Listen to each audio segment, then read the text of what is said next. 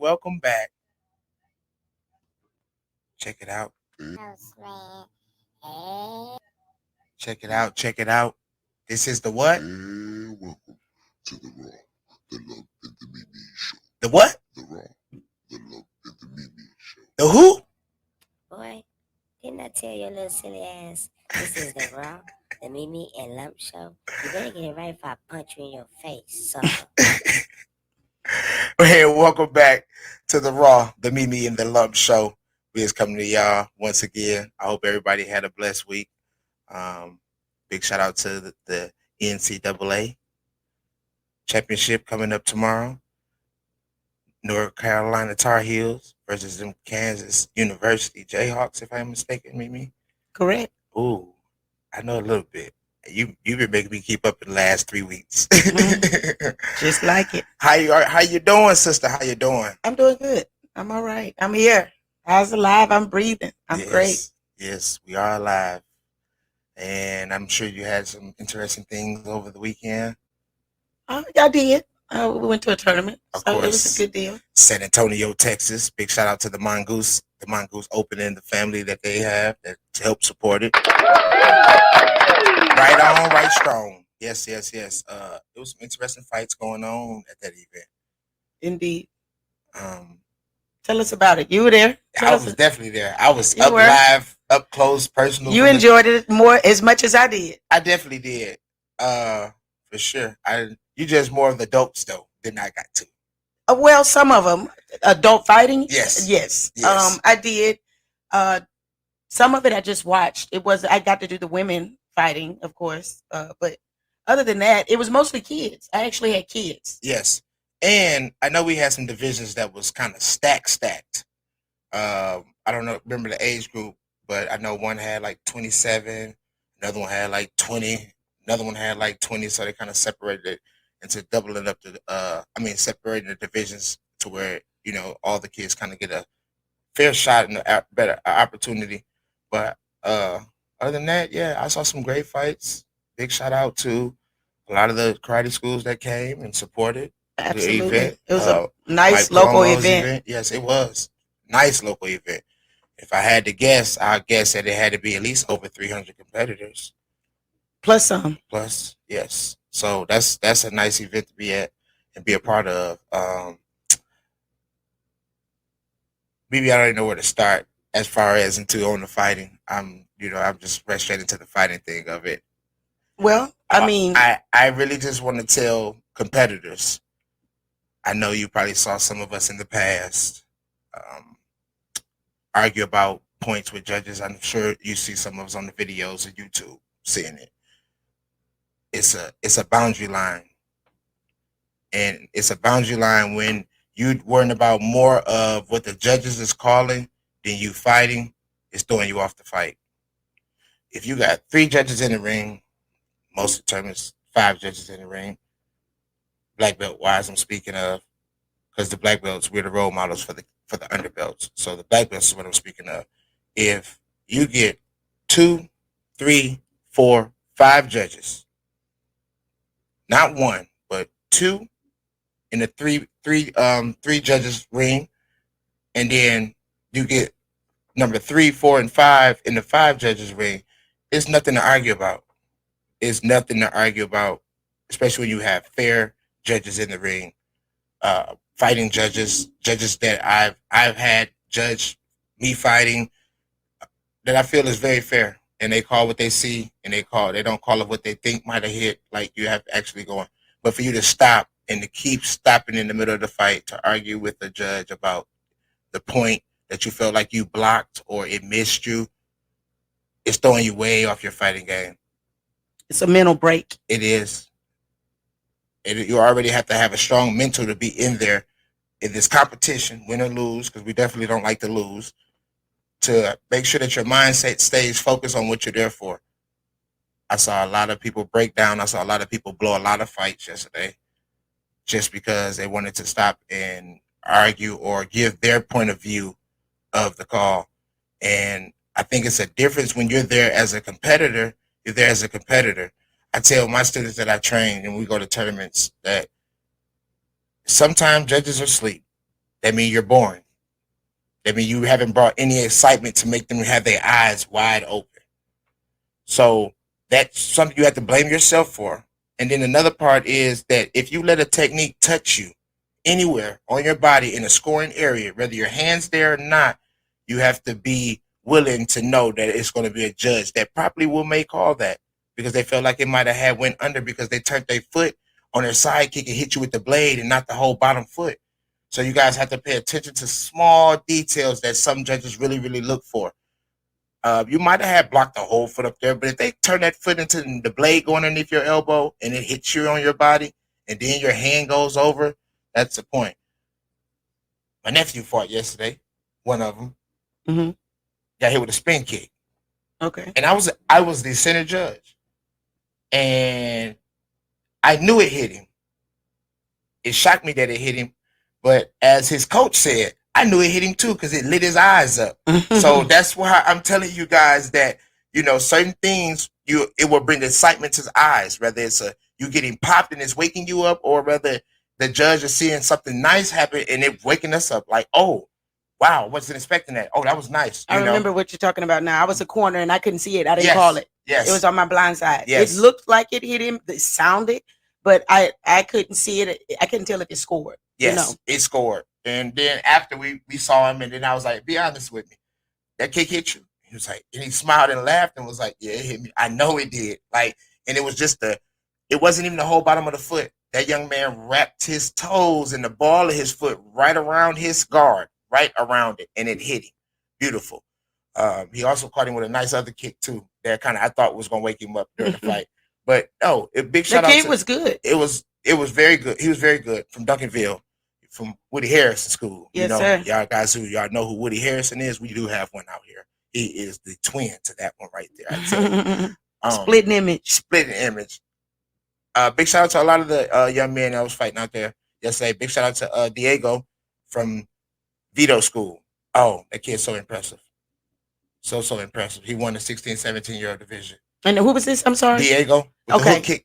Yes. And then Vito go holler out scorpion kick and he slid under, hit him with the hook kick, round kick that I hit Joe Boone with on the video. So it was like, Vito, what are you doing? What do you mean? I just showed him things that you like to throw too. And so I love the fact that Vito takes a lot of our fighting styles and incorporate it to his kids. And, you know, they definitely trust him. You know, him, Leo, Papa Bear. Yes. They have a solid Bear squad. Absolutely. It's a family. It is. It's a great foundation. Very great foundation. They are very, very supportive of the tournaments, work in and out, and then it's really a family tree. Indeed. It just trickles down to the students because all of his students are absolutely awesome. And forms, weapons, traditional, creative, fighting, no matter what they do, they are absolutely great. They huddle the ring when it's time for one of the younger ones support, to go. Family. That is, and then they all hugging each other, and it's amazing. I watched them be at every ring. Vito had some kid in, or young lady, young man, and if it wasn't at least 7 or 8 of the group that was standing over there yelling, and every time they won or lost, the whole team always hugged them up. Absolutely, and support. And that right there was just so exciting to see at every ring too. Big shout out to Vito and Papa Bear. You know, men power. Woo! and Baby Bear also competed. Mimi, you told me that you got to see him. I got to see him do his musical form. I missed that. He definitely had excitement. I liked it. It was crazy because it's just like, wow, this is a little bear. And then big shout out to Lee because little baby Lee was out there fighting yesterday as well. Oh, Lee O'Donnell. Yes. Okay. So big shout out to them young boys that you guys have out there competing at this nice, you know, local level, but it's also at a national level too, because there was some national competitors in the building yesterday. Absolutely. What's your input on some of them juniors, Mimi? I mean, the women, not women, excuse me, the junior girls, of course, they had some. I missed some. I didn't actually get to see or judge their division. And when I say see them, I didn't sit sideline and watch it because I was judging. Okay. But I did hear it. I think I was the ring next to it. Okay. I think it is Mercy and a couple others in that. What is that? 12-13. Yes. 12-13 division. They had some good fights over there. It wasn't many of them, but they actually put on a good show. That's good. On that side. Some of those other boys, going back to them, that we judged. What was that? 14-15. That was the second one. There was one kid, I want to say he was from not Ordonio school. Yes. No, it was a different kid. Okay. It was the little was it David Sampson? Sampson. Yes. That was a black belt. That was advanced. Oh, he's okay. a brown belt. I'm sorry. Yes. I thought it was advanced. If you'd have told me, advanced, yes. Advanced. He really impressed me. His guards, when I say his guard, his defense is protecting itself. They were out and wide. When I say traditional. Yes, absolutely. But he was slinging that leg. And he was doing it like yes. He was impressive. Big shout out to D.E. Chambers because that's who was in his coach's one of his students. Yeah, and correct. That reverse punch me. Woohoo. That was the other thing. You had people on the sideline talking about he should get 2 for that one.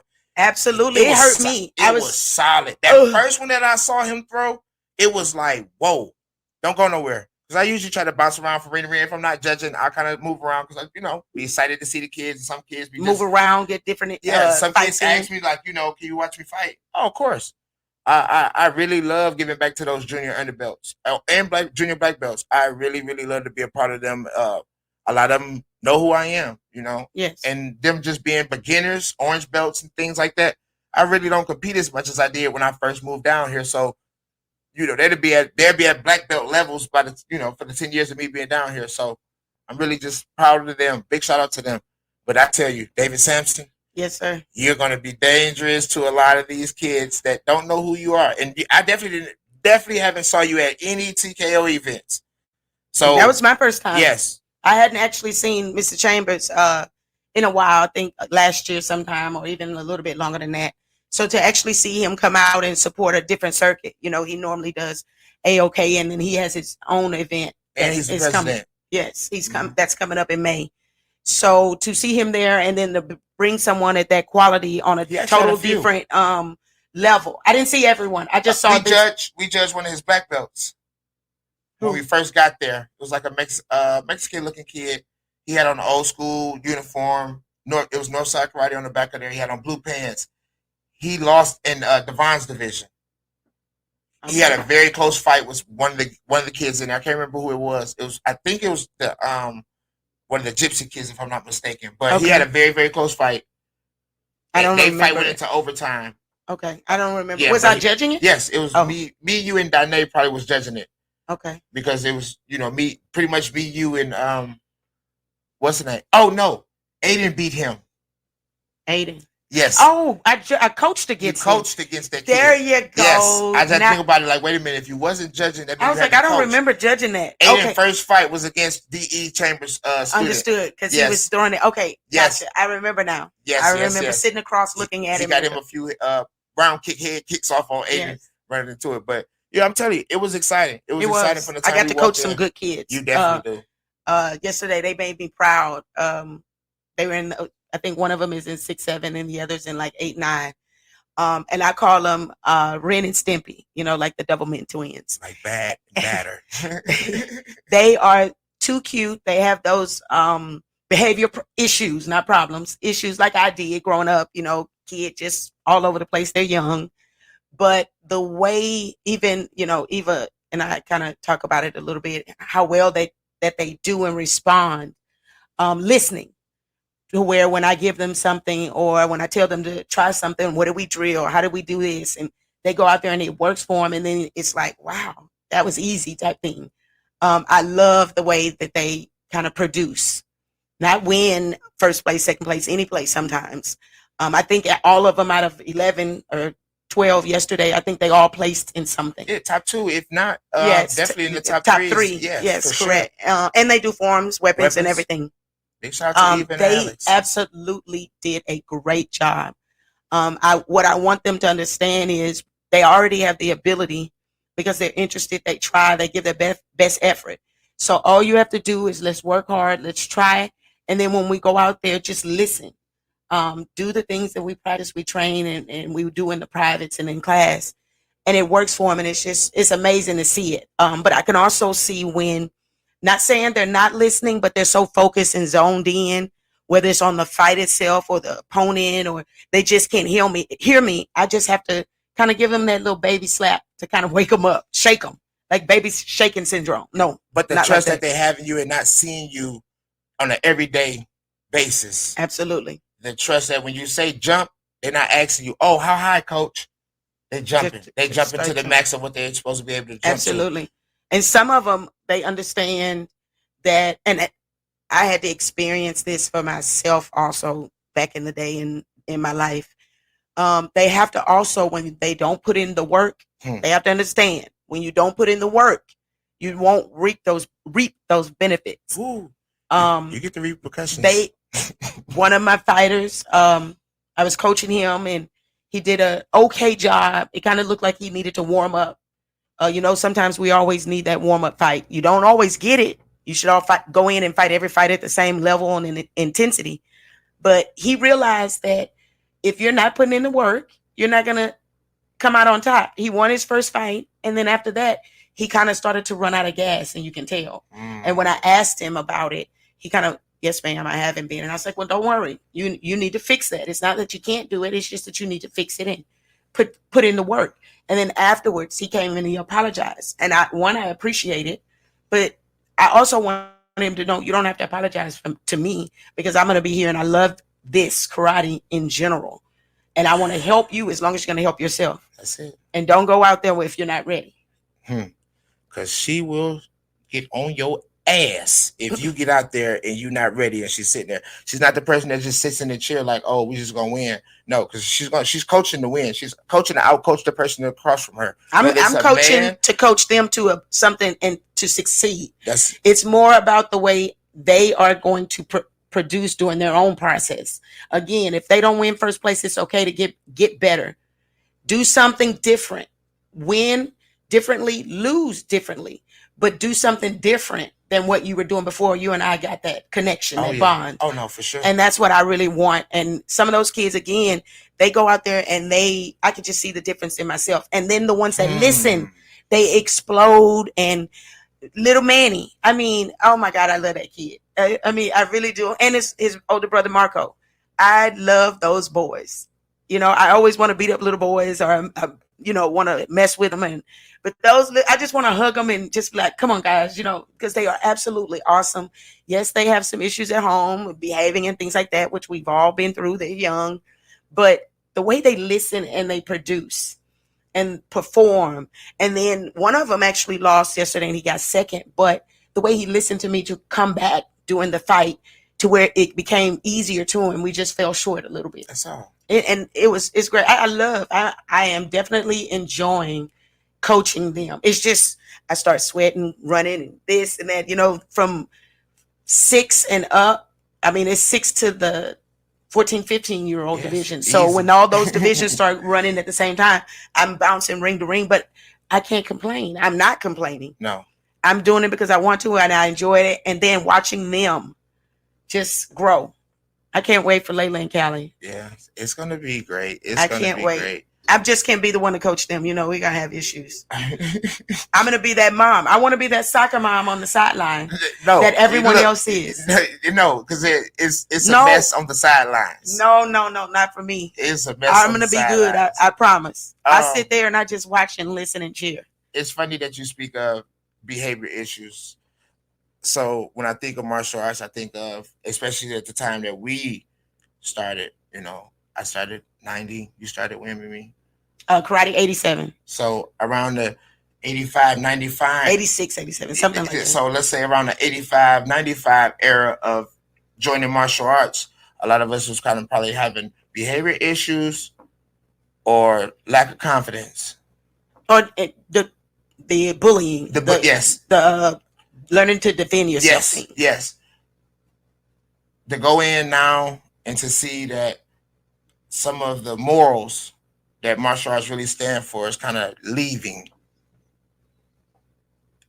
I watch a lot of sponsorships to the NBA, NFL. It's organized and it's mellow. I'm not going to say it's calm. I'm not going to say it doesn't never have a storm come through, but it's mellow. It's controlled. They control what gets out. Yes. Yesterday was scary. Yesterday was very, very scary. What do you mean was scary? What part of it yesterday? What part of it was to see an instructor call out another instructor to step outside during both of their students fighting. When it should be about the kids. When it right then, that's all it was about. Because that was a kids division. That was a kids division. And then to turn around and watch both of those young men break down in tears, it broke me. Because at one point, one of them did stop talking to the other one, but still, it's been egged on so much at the moment. And we talking about in a 2-minute fight. From the time that these kids bowed in, it was already going on. So by a minute in the fight, it's more now about them and trying to keep them from getting to each other. Now, I've definitely saw some riots at some tournaments. Absolutely. I've been part of the riot at tournaments. Some dealing with karate people on karate people, some dealing with outside. Yes. Karate people, family, friends, spectators. It's been on both sides for me that I've experienced. Yes. But to see after COVID came through and gave us a real storm, I feel like it should be more excitement brought back and more of caring. I think we should be thankful. And I figured that it'll show in our kids competing against one another. I feel like it should never get to the point to where you'll want to ask any man to step outside. That's not what black belt mentality. That's not what we want to teach. We want to encourage negativity, especially amongst each other, ourselves. I, again, think we are our own world type thing. We have our own special fraternity, sorority. We are part of something that's worldwide. And especially amongst each other, I think even if we are offended or hurt or disrespected, and I mean there's a certain level. I'm not saying someone should do something extreme and you shouldn't do anything. What I think is in certain situations, I think we should be the person to lead. And when I say lead, who's going to be that bigger person to not encourage it, not instigate, not entertain foolery, and not help it escalate? Because yesterday got a little bit more out of hand the more it went back and forth.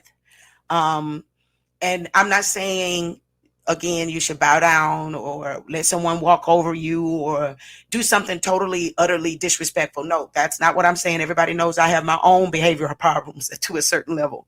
I'm just saying that if we are black belts across the board, whatever style or background, if that's what we are supposed to lead with and we live by it, because that's my livelihood. I don't know about anybody else out there. Maybe if you own a school or have a team or something like that, I think you should try, especially, to not act that way in front of the kids.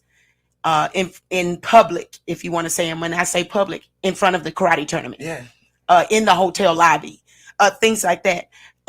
Maybe if they wanted to step outside, why not just the two of them step outside and handle it silently? I wouldn't have encouraged it. I would have tried to stop it, just like I did yesterday. But you should not do it in front of the kids. They're at a young, vulnerable age, and the way that they see, you don't want them to think that that's a product. You don't want them to be a product of their environment, to where if you see us adults going at it all the time, not controlling ourselves, using profanity loud all the time, then no, we don't want to act like that. And I'm not judging anybody because I have my own faults. I do my own things at tournaments. I'm just saying there's a certain level of things the way we should do it and not do it. And big shout out to Vito because he acknowledged yesterday that I've tried to make a change into the way I'm coaching. You know, I used to hackle the hell out of the judges. And then if you really irked me, I probably would have been calling you out, not to step outside, but just calling you out on your calls, you know, being very disrespectful in his own way, bullying you in his own way. Now I kind of just talk to my student. I may say, oh, come on, you didn't see that. But as far as going overboard and then as far as arguing with their instructor on the sideline, my student is fighting. And I tell my students every time, if I'm not dressed up, that means it's your day. It's your time right now. My instructor made it to where it was always about our time right now. I highly commend him because he didn't go back and forth with the judges.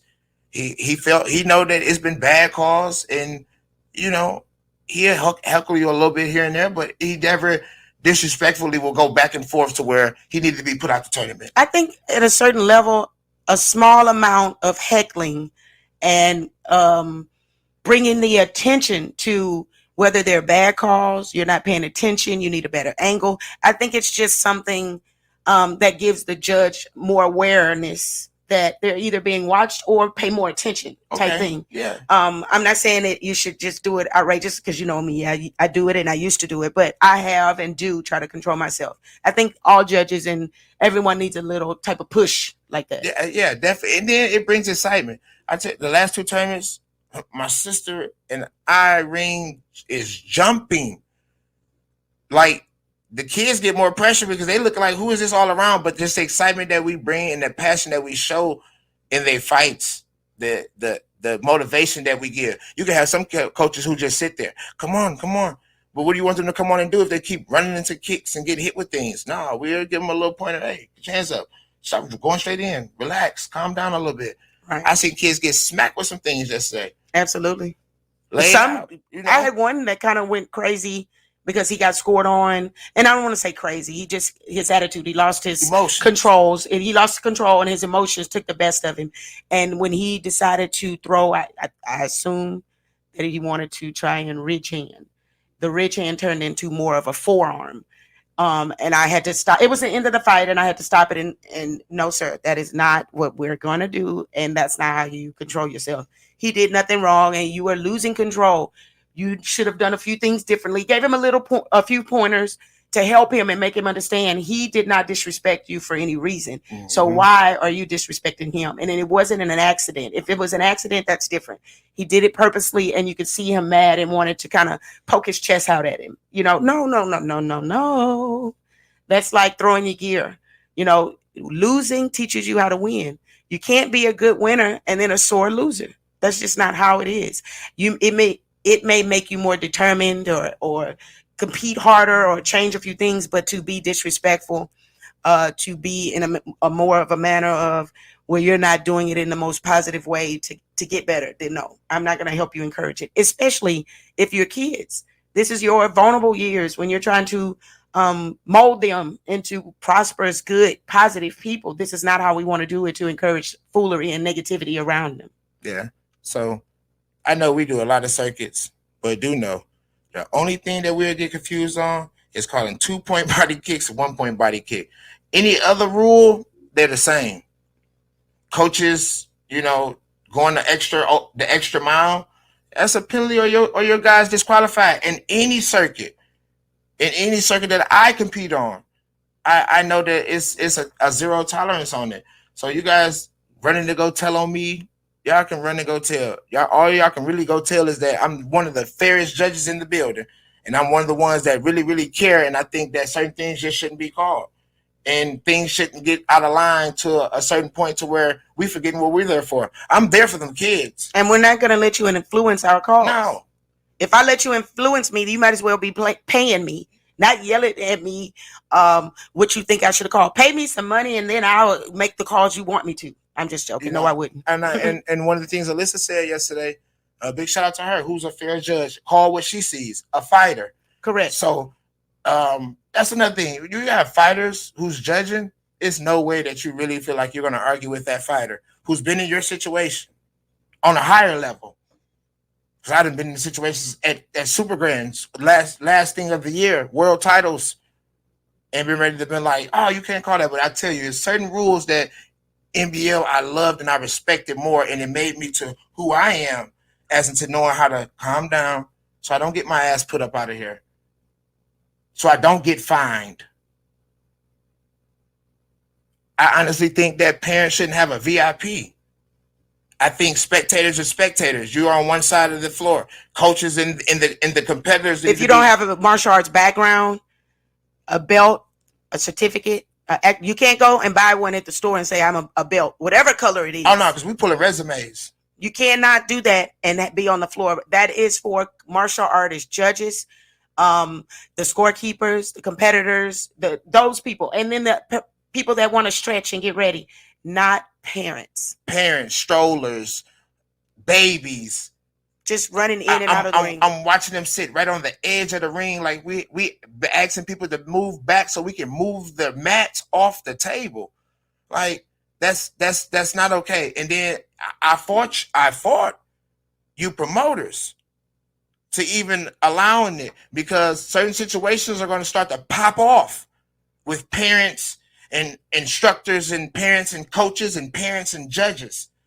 You have them too close to the floor. They didn't have a boundary. That's these boundary lines we forget that we used to have. And that's one thing I loved NBL for, is because they had them boundary lines. You cross it, you get fined. Correct. Eventually, yeah, you can have all the money in the world, but eventually you're going to get tired of paying that same fine every time. That's kind of like freebie giveaway.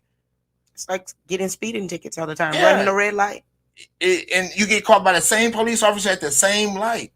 Eventually you're going to get tired of just running that light. Like, yeah, it'll make you stop. And I really just feel like, just for the safety and the caring of the kids, that's too dangerous. That's just too dangerous for some of them. Some of them kids don't know how to move. Some of them kids are fighting some huge ass kids out here. Absolutely. So that in one of their instances, it's going to be to run to the corner. That was one of mine when I was a junior. I just knew how to work the ring a little bit better than that. But some of these kids don't know how to. Correct. So they get kicked over and they still probably on the mat and they tripping over kids and they get kneed in their stomachs and falling on knees in their backs. Like, that's not okay. I saw one of the kids get kicked and he fell into that table. Correct. Oh, we had a few crashes. Yeah, yesterday. And that was a spectator side table. That wasn't even the scorekeeper table he ran into. That's how close it was to the ring, to the mat. Correct. I don't care if the coach sit down or stand up. We need to have one right there. Everybody else need to give them that distance. That was one thing with NBL. One in the box. Everybody else need to get them 3 feet backwards. You can stay on that same side and cheer on, but you guys are getting into the mix of the fight, and y'all bringing everything else into the mix of the fight. And I see a lot of potential in some of these kids that I love to see keep going and be into the black belt division. But some of you guys are going to run them off, if not run their parents off. We like Mimi said, we're supposed to be our own family, our own fraternity. We are our own group. Correct. We already have nonsense going on with tournaments going on the same fucking day. So now you guys want to bring on drama? Think about some of these people who have money that's at these events. There's some people in there that got money. There's some people in there that probably wouldn't mind sponsoring a thing or two that go on with our sport. This is our sport. But because of the certain situations that go on, because there was another incident that you and I couldn't even get to. Wait, what part? Yesterday. What part? What are you talking about? With a parent standing up for his son. Oh, that part. Yeah, that happens. That in general, that is more of a parent having multiple roles. Instructor, coach, parent, water boy, driver, sponsor, too many roles. To me, that's a little different, because like I said, they're more adults and we're talking about kids. The adult part of it. No, it started that incident started at the kids' ring with the coaches, not with one of the coaches. Part. That's what I need to understand. What you were talking about is, I know. Yes, that's what I said. It was an incident that you and I couldn't even get over to kind of separate. So that incident was going further than it needed to go to. You know, two coaches, one of them smacked the other one hand. I don't know who did what. That's minor and petty, though. Exactly. It shouldn't even been an issue like that. To where it escalated to where now you getting a parent and one of the instructors getting ready to battle and headbutt each other, and both your other son is on the team with this one that you're finna get ready to knuckle up with. That's like, how is it possible? Because eventually y'all often have to strap up, gypsy up, go to war, out of state. And you guys can't be worried about any petty situation that go on. Once again, that was at the kids' division. It shouldn't even have went that far. Whoever smacked the other one hand, for whatever reason. Even if the hand was smacking, it didn't matter. Yeah, it's not important. Like, for whatever reason. I know. We're not saying it shows sportsmanship. That's all. Like, because I really don't see why either one of y'all would have smacked the other one hand like that. Like you said, that's petty. And we're talking about adult black belts who these are your students. I've smacked people's hands before, and when I say smack, it's the way, the emotion, and the feel, the body language that you put behind it. You do it in a funny way. Well, if someone does it to me, but I do it funny, but they have an attitude, it may send me a certain direction. Okay. But it's something minor and petty. Yeah, if they did, be like, oh, wow. Yeah, okay. You know, well, wow. I see you being petty. You're in your feelings. It's not something that I would get aggressive and poke my chest out about and encourage and condone and talk about and have that more on that positive level. To where you also now have another black belt parent, coach, who gets involved into it on a negative end. They shouldn't have. That's on them. It had nothing to do with them. You stay over there because these two people were the hand smacking people. Stay out of it. Whether you're a mom, a dad, an uncle, a cousin, an instructor, a helper, an assistant, just stay out of it. You're a third party. It was one-on-one. That's more of a jumping type situation if you were going to have some type of fight. I wouldn't want to be jumped. That's all I'm saying. So, we wasn't over there. We wasn't over there. But big shout out to the person who was the third wheel, because he damn sure came over to you, Miss Regina, and told you at the next event he's handing you over his black belt. Because you said you collecting black belts for anybody that's not out there. I did. Indeed. Doing what they're supposed to. So for him to even come to you and say, Miss Regina, I got to give you mine, and I'm going to earn it back, I definitely think he's going to earn it back. But for him to acknowledge his mistake, because a lot of us don't try to man up on our mistake. We always try to hit but he did it first. But I reacted because of that. No, he came to you as a man and was like, I messed up, and I want to earn that back, because he definitely been doing a good ass job by sitting still and staying out the way of things. Indeed. So, anything else was interesting to you about the tournament? No, that's it. It was a good tournament. Team fights. Oh, adult team fighting. Big shout out that they stayed under control. I'll tell you that much. Because I thought it was finna get a little wicked. And if anybody know Charlie Davis is a big... Tell us who the competitors were. Oh, so you had Retro Sport Karate, which says Charlie Davidson, who's, I think, from Huntsville, Mimi? Houston, correct. Yeah, now okay. He lives in Austin. Yes, no. He's San Antonio. San Antonio, yes. Sorry. So he lives in San Antonio. It was him, Owen Gunn, who is also out of San Antonio. And Owen stands 7'7". Yao Ming with light skin. But he got more coordination than Yao Ming. I tell you that. Absolutely. He's been around forever, and yes. He's good. Good foundation, good base. And then he also got who also came from the same instructor, TJ. Correct. Lopez. So TJ and Owen Junior, TJ Lopez Jr. And correct. I got to meet his mother for the first time yesterday. Really? Yes. Oh. And I felt so kind of crazy, because I was like, no, is this like really, really your mom? Because I know how we are. Oh, this mom. No, is this really your mom? He was like, no, that's really her. That's who she spit me out. Yeah, and I was like, oh wow, it's so nice, to finally meet you. Oh, it was amazing. She's so nice, so nice, so humble and quiet. Have a beautiful smile. You can tell that she definitely is. It's good to see her be a part of that. That was the first time I've seen her at an event. She might have been at 100 of them. But correct. That was the first time. You just didn't know who she was or recognize her. And he actually, introduced me to her. So I felt like I would have met her in time if she would have been at other ones that I was at as well. But you had TJ, Owen, Charlie versus Gypsy, Chad Cannon, Jaden, Win. Lito.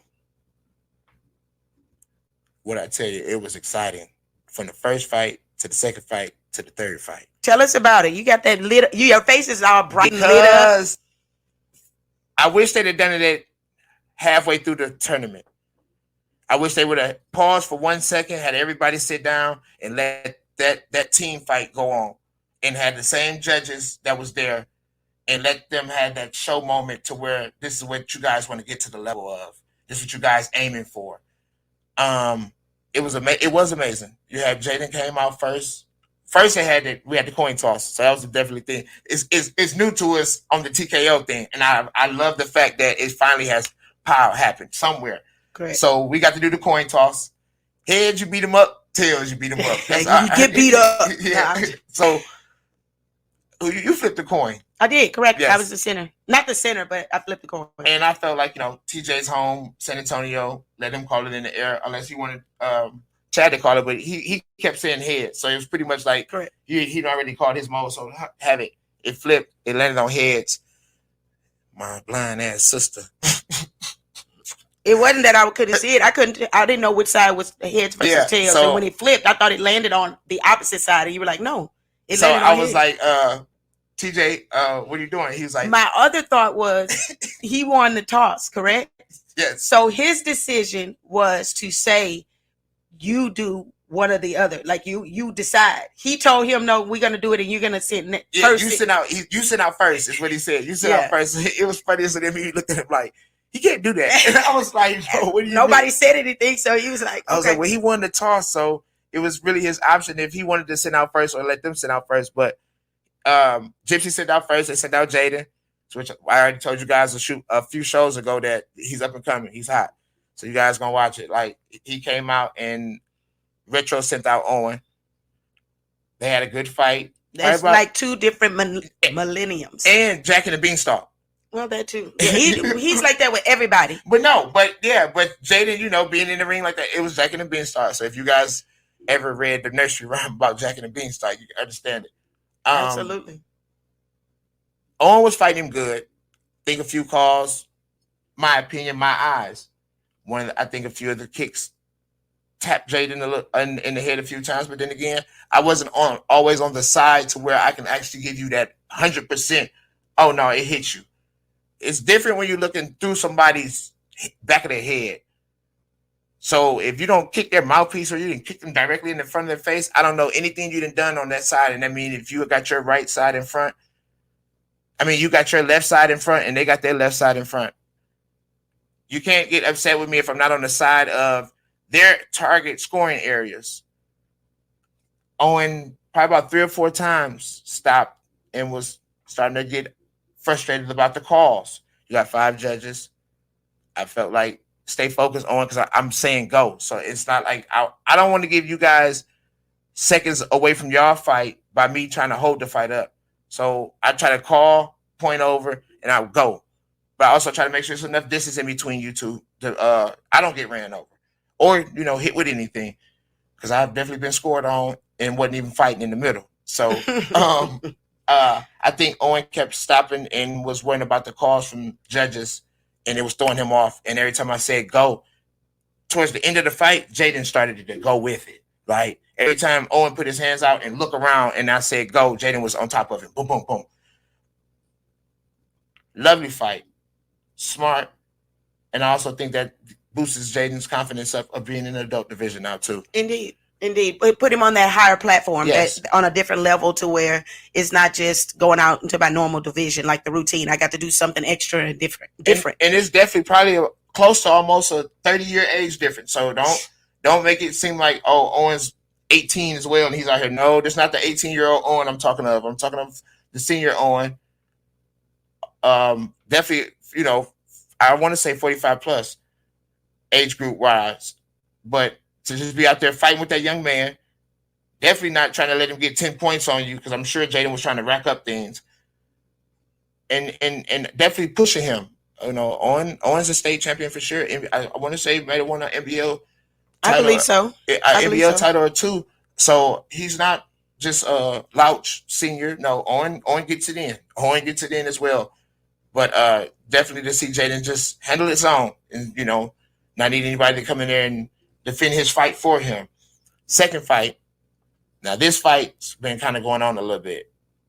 Like these two been battling with each other a little bit since state last year. Actually, I think it was before that. Okay. It was actually we went to. I want to say we went to Bushido maybe. Me and Gandhi and them went to. If it wasn't Bushido, it was Andrick's tournament. Okay. Last year, they fought. That's when Lito hurt his back.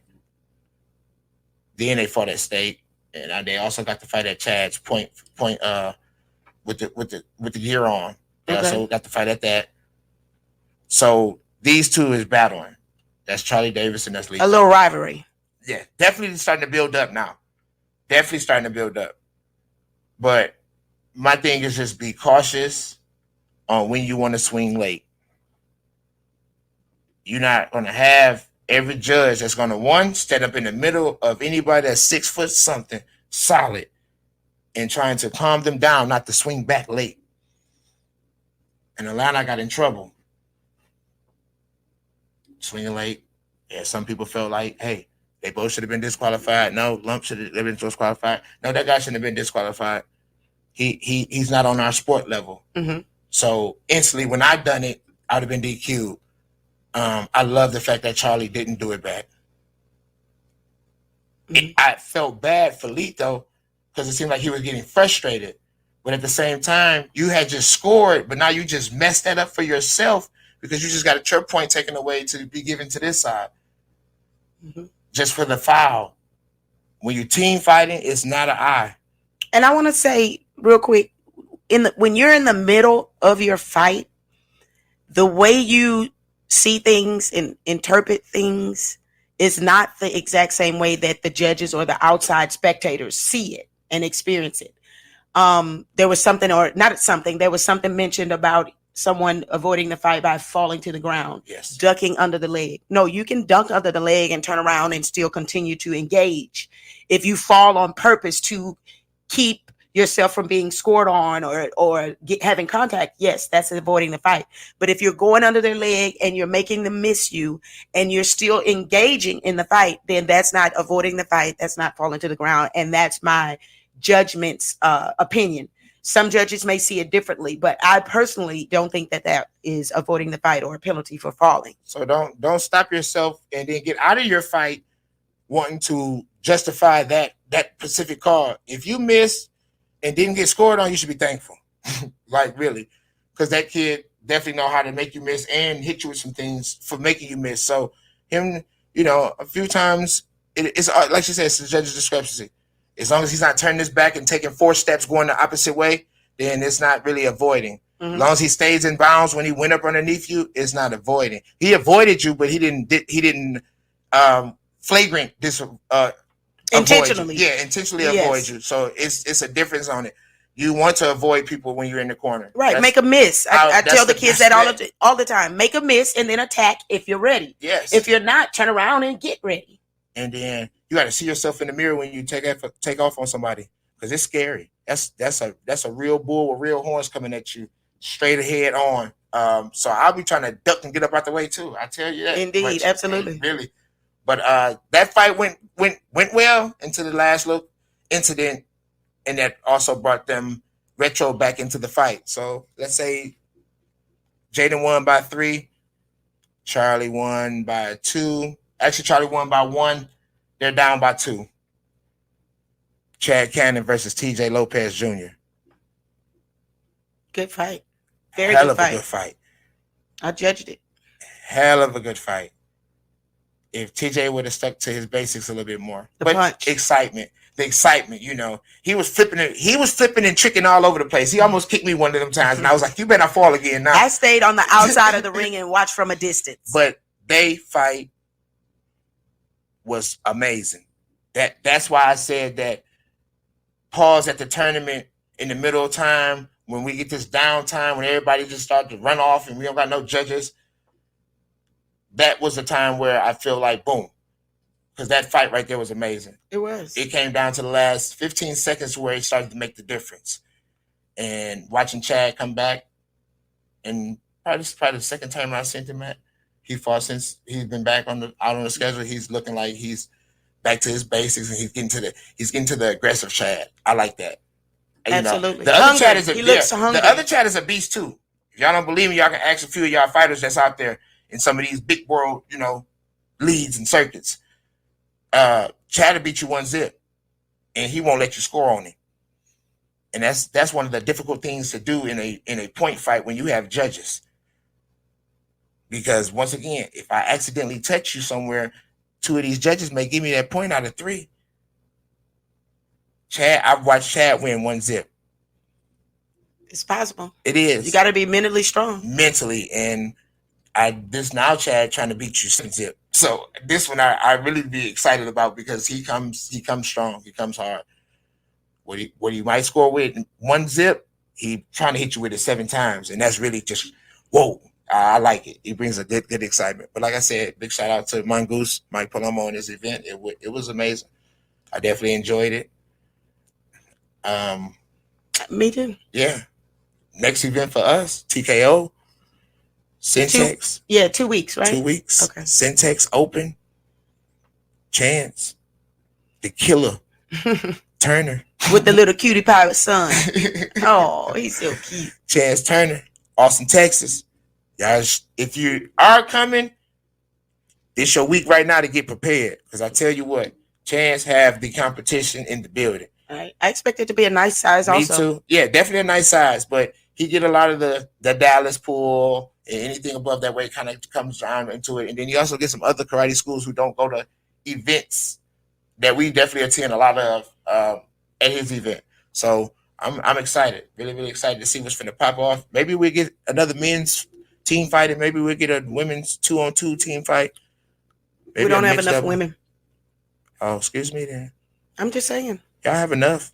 It's just not all you guys be at one event at one time.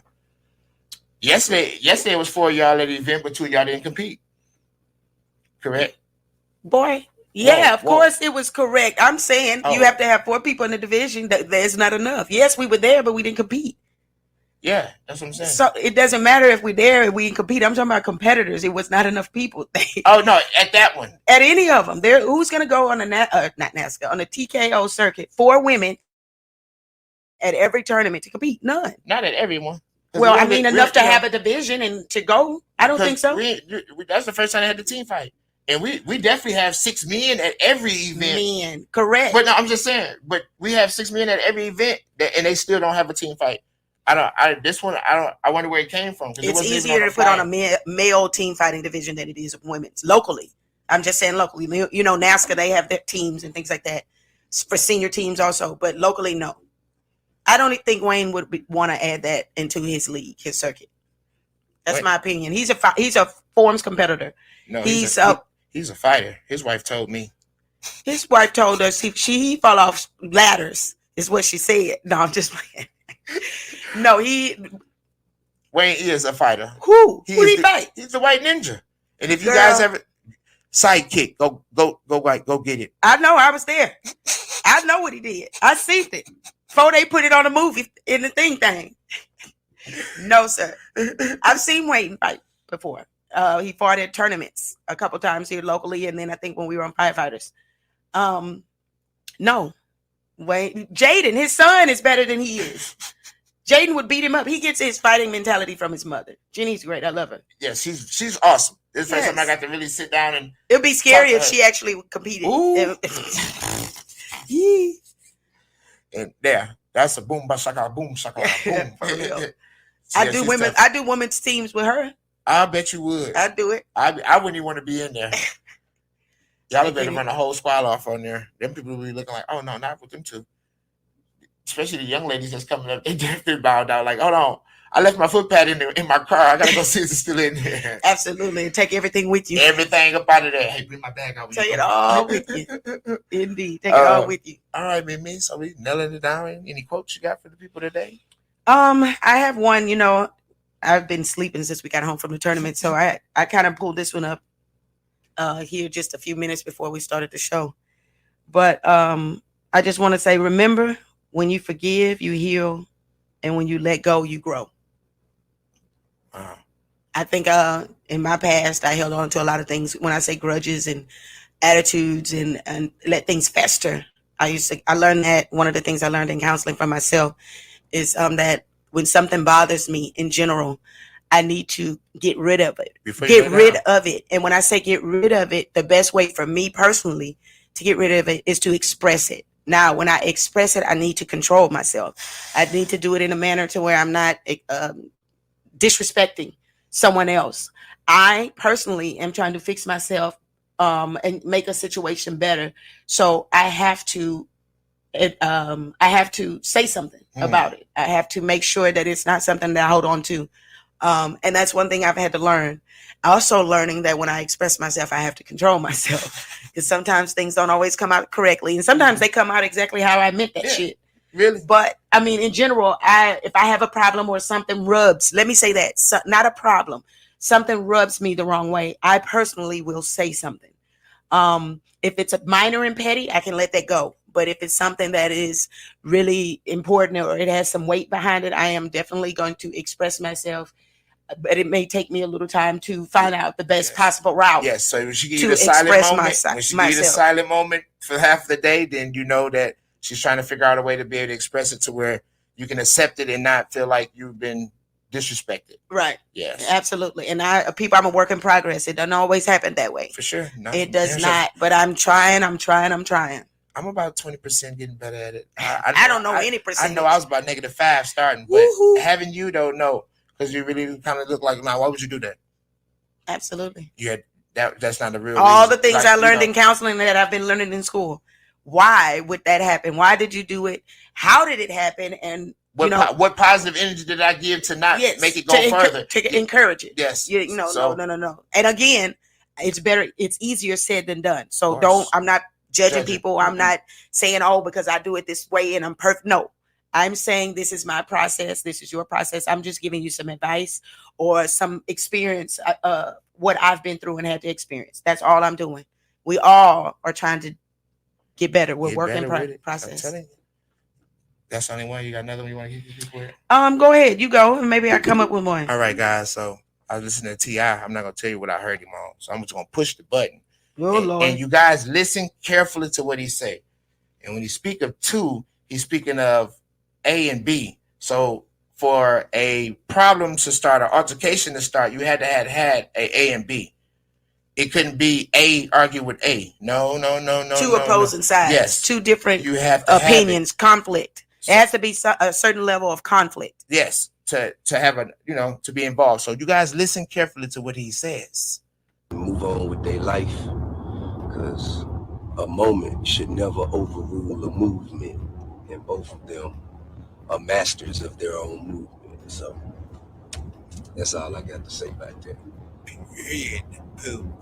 Yep, me and Will got the same birthday, man. Certainly do. Certainly do. Y'all heard what he said. A moment shouldn't overrule a movement. The negative moment should not change your positive lifestyle, your positive mind frame.